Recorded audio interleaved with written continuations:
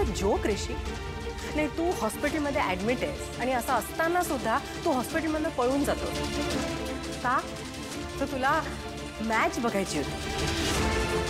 Is it? नाही, तसंच होतं तर मला सांगायचं होतं ना. तू हे विसरतोयस का? तू एका रिस्पेक्टेबल कॉलेजचा प्रोफेसर आहेस म्हणून. पण वाय तू इतकं इरिस्पॉन्सिबली का वागतोयस? आय एम शुअर हे हिचं डोकं असेल, हो ना? नाही नाही तर तू इतका बेजबाबदार वागूच शकत नाही. नाही आई, मी आई एक मिनिट. यामध्ये वहिनीची काही चूक नाहीये. उलट ती मला सांगत होती जाऊ नकोस म्हणून मी तिचं ऐकलं नाही. ऋषी बास, आता हिची बाजू घेऊन तू मला उलट उत्तर देऊ नकोस. ही काय विचार करते, कसा विचार करते हे मला नीट माहिती आहे. कारण काय आहे, देवाने आपल्याला अक्कल दिली आहे पण ती वापरायची नाही असं आपण ठरवलेलं आहे. वहिनी आय एम रिअली सॉरी. हे बघ ऋषी, स्टॉप इट. तिची माफी मागण्याची काहीही गरज नाहीये. तसंही मला माहिती आहे तुला इथे राहायचं नाहीये. डॉक्टर डिस्चार्ज देत आहेत. Get ready and come out. काय तू काय आता इथे अशी उभी आहेस असा सुटकी चेहरा करून, की तुला सगळ्यांची सिंपती मिळवायची? बघा बघा या आम्हाला किती बोलतात. नाही ना, बाहेर ये. I am really sorry.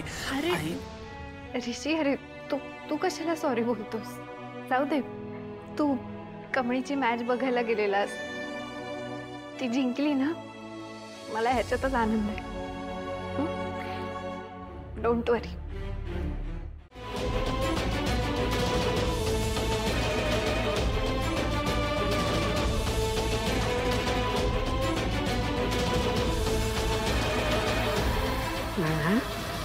नको रे एवढा त्रास करून घेऊस. आई, मी बाप म्हणून कुठे चुकलो का ग?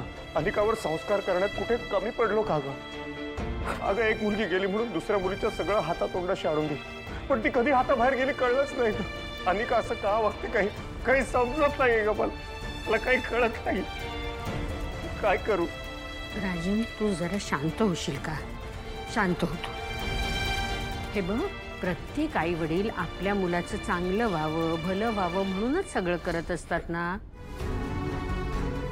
फक्त कधी कधी काय होतं की आपण जो मार्ग निवडतो किंवा परिस्थितीमुळे आपल्याला जो मार्ग निवडावा लागतो ना, तो चुकीचा ठरतो.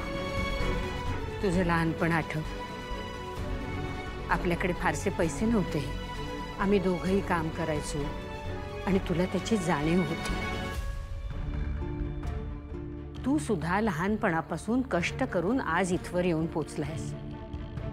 पण अनिकाच्या बाबतीत परिस्थिती वेगळी होती ना. लहानपणापासून सगळी सुख तिच्या समोर हात जोडून उभी होती. तिने तोंडातून काही हवं म्हणायचा अवकाश लगेच ती गोष्ट तिच्या समोर येत होती. तिला नाही मिळणार हे ऐकायला आपण कधी शिकवलंच नाही.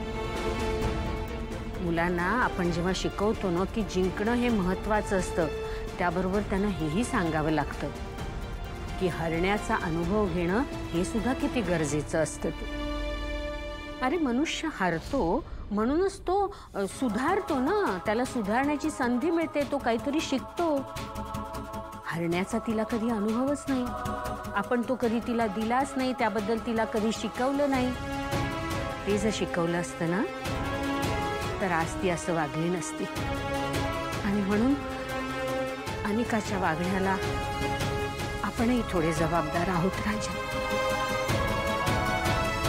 हे बघ पांड्या होय, अहो तो कोल्हापूरला गेलाय ना. अरे देवा, कोल्हापूर कधी येणार काय बोलला का? 2 दिवस तर काही येत नाही म्हणला होता. हो काकू, काय झालं? अरे काय नाही, ते कमळीला तिच्या कॉलेजमध्ये फोन करायचा होता. ते तिचं कॉलेज कुठे काय तुला माहिती आहे का? नाही काकी मला नाही. बरं थांबा, बंड्यालाच फोन लावतो. हा लाव बरं, लाव लवकर लाव. लागलं का? काकी आता तर त्याचा फोन लागत नाही. एक काम करतो, तो कोल्हापुरासनी आला की त्याला निरोप देतो, तुम्हाला भेटायला सांगतो, सरळ घरलाच यायला सांगतो. पण काकी तुमचं तर घर जाणार ना, मग आता कुठं यायला सांगू मग मी त्याला? बरं तू असं कर, तू आला ना का लगेच मला भेटायला सांग. मी रानाकडेच आहे. हा सांगशील ना पुरा? होय काकी येत मी काकी सांगा, मी तो आला की त्याला सांगतो निरोप देतो काकी.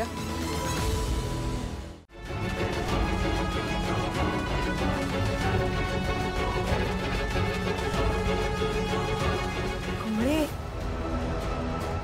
अगं हे तेच आहे ना व शंभू बोललेला ते. यात पाणी टाकलं केमिकलचा असा धाडकन आवाज येईल.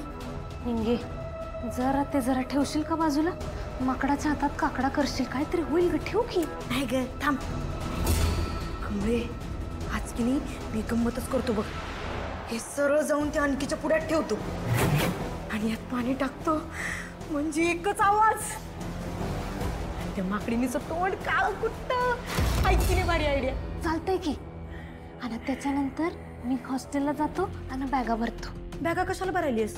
कशाला म्हणजे तू असलं केल्यावरती प्रिन्सिपल सर काय आरती करणार आहेत? आपल्याला कॉलेजमधून हाकलून देते, मग मिळेल ती लालपरी पकडायची आणि गावाकडे जायचं. पण काय ग तुला कवापासून हे असलं सुचायला लागले? तुला काय त्या अनिकासारखं व्हायचंय? नाही ग. गप गुमान तुझं काम कर आणि ठेव बाजूला ती, तिकडे ठेव. ठेव तू होळ्या डोसक्याची.